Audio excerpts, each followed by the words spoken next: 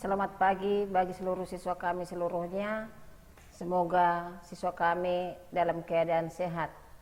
Pada pagi hari ini Ibu akan memberi materi yaitu mengenai indikator keberhasilan produksi massal. Adapun tujuan untuk mempelajari materi ini yaitu siswa kami dapat menjelaskan indikator keberhasilan produksi massal.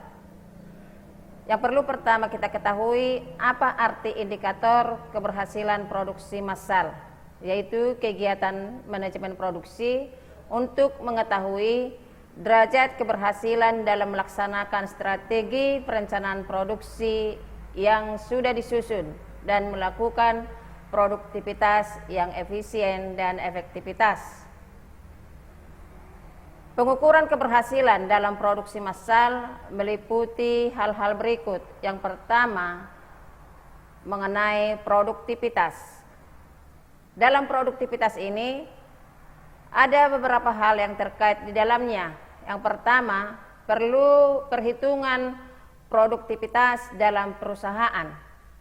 Perhitungan produktivitas dalam perusahaan ini yaitu perbandingan antara volume keluaran dengan volume masukan, ataupun dapat diukur dari tingkat efisiensi produksi masukan seperti tenaga kerja dan modal. Produktivitas yang paling umum digunakan yaitu menghitung produksi kotor pekerja selama 1 jam. Yang kedua yaitu dimensi keberhasilan produktivitas. Dalam dimensi keberhasilan produktivitas ini ada 3 hal yang harus kita pahami. Yang pertama, dimensi sikap. Di mana dimensi sikap ini dioperasionalkan dalam 3 indikator, yaitu indikator sikap dalam melayani, indikator sikap dalam melaksanakan pekerjaan, dan indikator sikap dalam melakukan inisiatif kerja. Indikator yang pertama artinya di sana bagaimana kita sebagai seorang wirausaha bersikap untuk melayani para langganan yang datang ke usaha kita. Yang kedua, bagaimana kira-kira karyawan yang ada di dalam perusahaan itu dalam melaksanakan pekerjaan. Yang ketiga, bagaimana kira-kira sikap daripada karyawan dalam melakukan inisiatif untuk melakukan setiap pekerjaan. Dimensi yang kedua yaitu dimensi tingkat keterampilan yang dioperasionalkan dalam 3 indikator penelitian.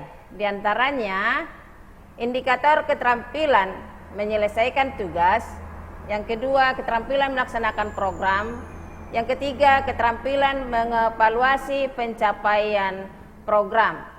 Dalam hal ini, yang pertama mengenai keterampilan, apakah setiap tugas itu bisa diselesaikan dengan tuntas?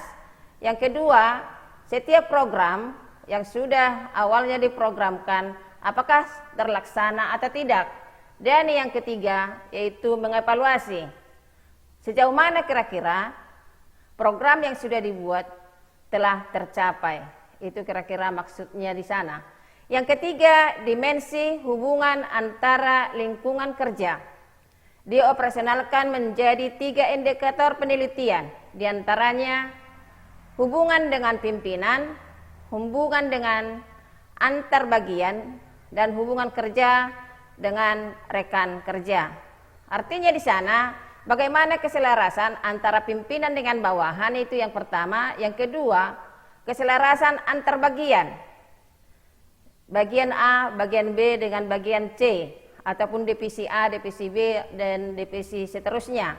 Yang ketiga tadi, hubungan kerja dengan rekan kerja. Bagaimana sesama karyawan di dalam. Harus ada hubungan yang baik. Yang empat, dimensi manajemen produktivitas dioperasionalkan menjadi 3 indikator penelitian yang terdiri dari koordinasi pekerjaan, koordinasi antar bagian, dan tanggung jawab pekerjaan.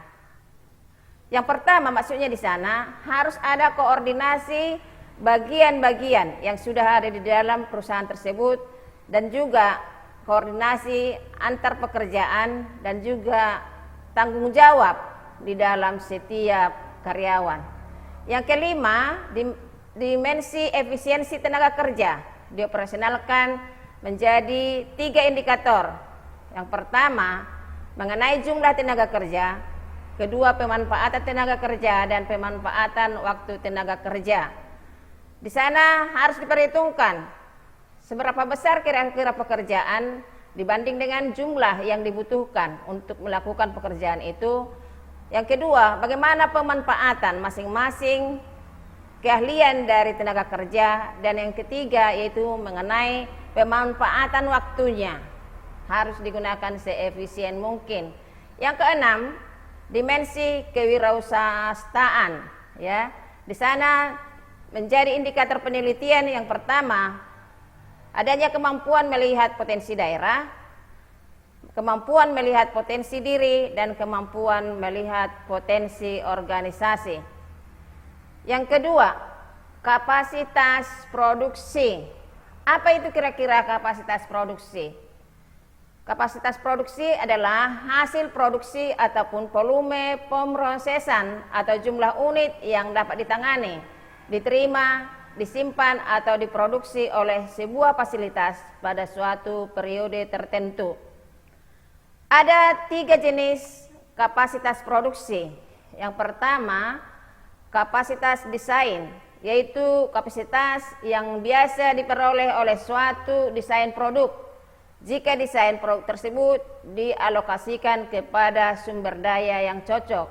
Yang kedua, kapasitas efektif, yaitu kapasitas yang dapat diperoleh jika dihitung dari efektivitas desain dan sumber daya yang diperoleh. Yang ketiga, kapasitas pemanfaatan, yaitu kapasitas efektif dari produk yang sedang digunakan. Bagian B, mengelola permintaan. Ada beberapa kasus dalam menyelesaikan pengelolaan permintaan. Yang pertama, jika permintaan melebihi kapasitas. Jika permintaan melebihi kapasitas, apa kira-kira yang kita buat di dalam perusahaan? Yaitu dengan cara membatasi permintaan dengan menaikkan harga, membuat penjadwalan dengan waktu yang panjang, dan meningkatkan kapasitas. Yang kedua, jika kapasitas melebihi permintaan. Dalam hal ini, perusahaan melakukan pengurangan harga, pemasaran yang agresif, dan menyesuaikan diri terhadap pasar melalui perubahan produk. Yang ketiga, penyesuaian pada permintaan musiman. Dalam permintaan musiman ini merupakan tantangan dalam pemenuhan kapasitas produksi. Demikianlah materi kita pada hari ini. Ibu harapkan seluruh anak didik kami dapat mengerti dan menjelaskan bagaimana kira-kira indikator keberhasilan produksi massal. Terima kasih.